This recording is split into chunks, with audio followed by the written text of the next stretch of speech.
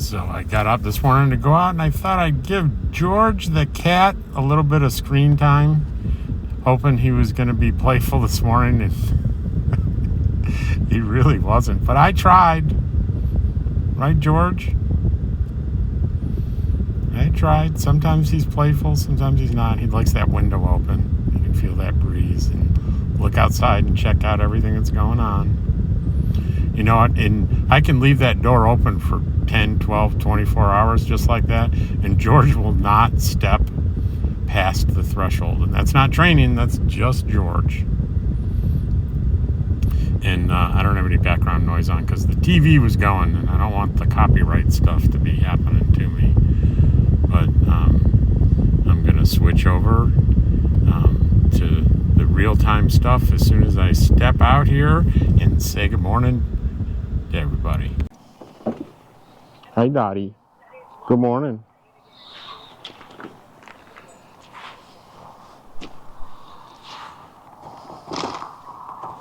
See if we can find anybody out. And oh, I see there's movement over at the ladies' camp.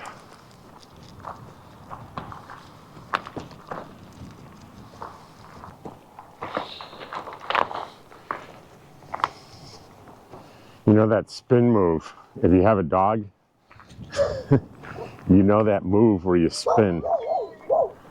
That's a Clover bark. Hi, Clover.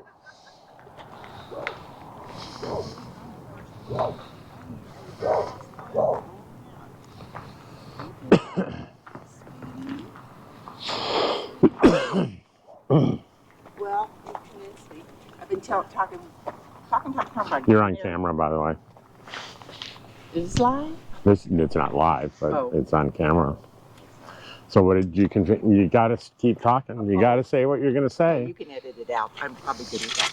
I've been talking for a long time about should I get an air fryer or an Instapot air fryer, and they were, of course, there's always different camps. I have both.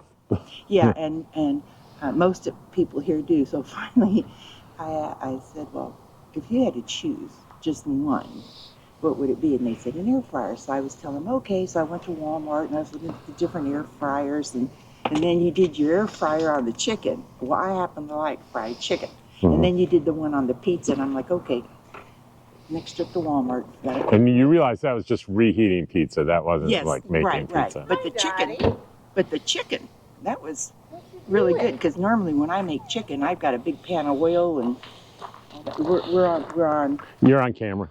I told him he could edit. We're recording. I didn't realize he was recording, so I'm blathering, and so I told him he could cut. Lisa's here. She'll blather too.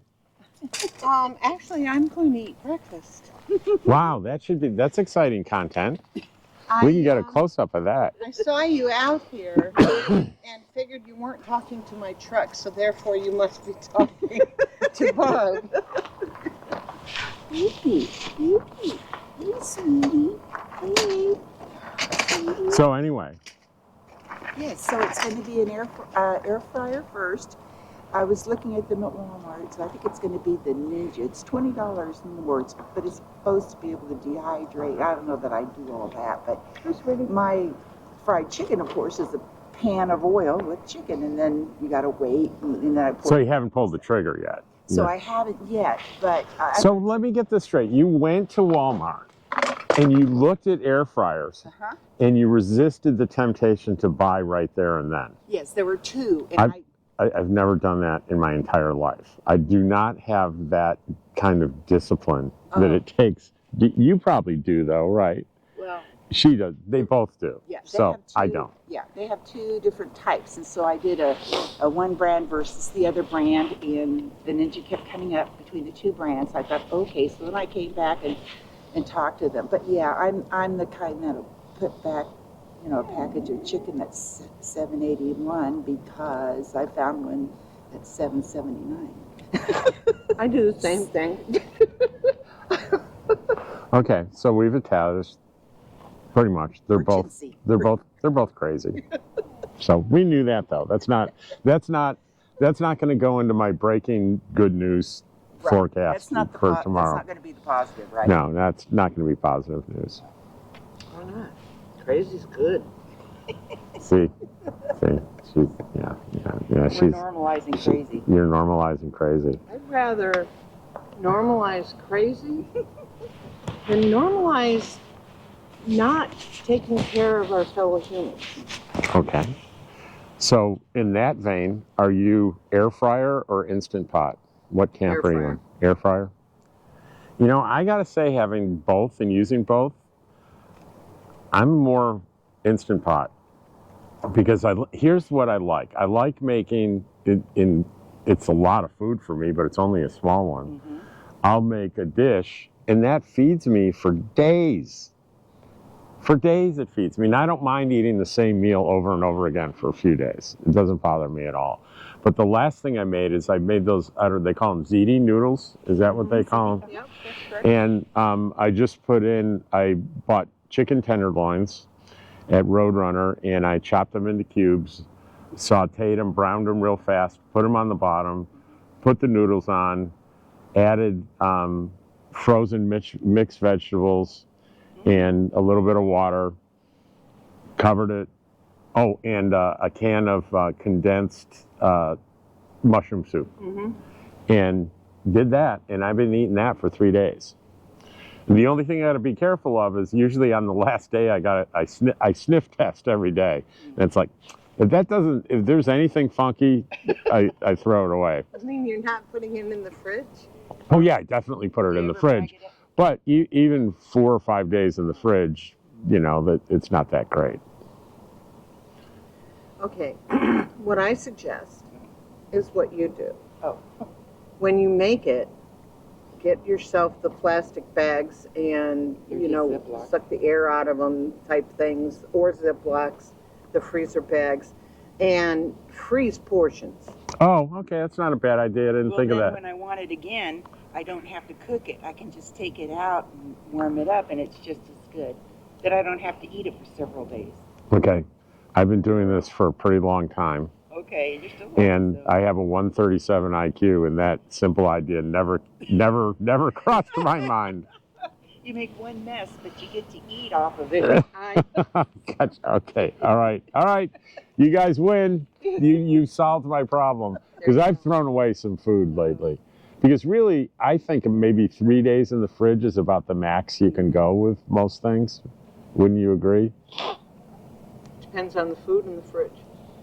Well, the fridge is pretty cold. Yeah.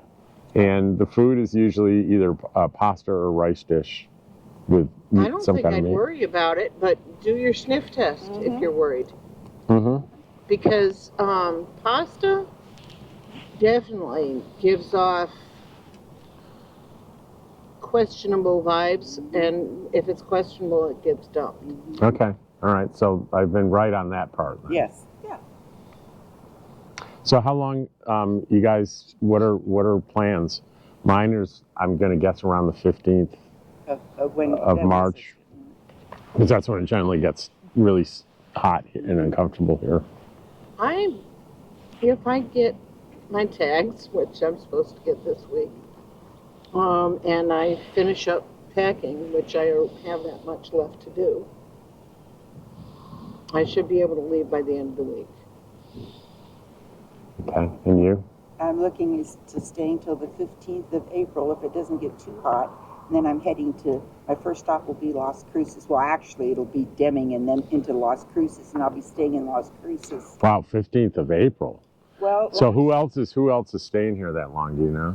I don't know. Last year was stayed cool enough. Remember that we could stay that late. If it gets too hot, I'll head up into maybe Flagstaff or just something to cool down before I hit Mexico, because I've got my trip all mapped out and everything. Just got to make the reservations. Yeah, I remember last year moving from here when I got left alone. I moved over down the road here with, I think you went down, and it did start to get hot, I thought, in the middle of the March. We were able to last until April. In fact, we were surprised. But last year was so cold here during the normal part where it would be warm. The first year I had to leave, I left by like the 9th or the 10th of March. Once it starts hitting 80 doesn't sound too bad, but out I remember 80 last gets year hot. you and Judy trying to convince me we usually sit out here in shorts. And I'm like, really? I don't believe a word of it. Well, 80 doesn't sound like a lot, but 80 out here, your rig will be Yes. 95. Yes. You're cooking. Yeah, you're cooking at 80. Because we're living in a That sardine sun, can. the way it hits in Arizona, Yeah. particularly, more so than any other state that I've been in, I don't know, it's the angle or something, but it will cook you. It absolutely will cook you. Well, I don't know how this video is going to turn out because it's been hanging around my neck and I've been grossly Finally got aiming. Pictures of my cereal. We'll see. But hello.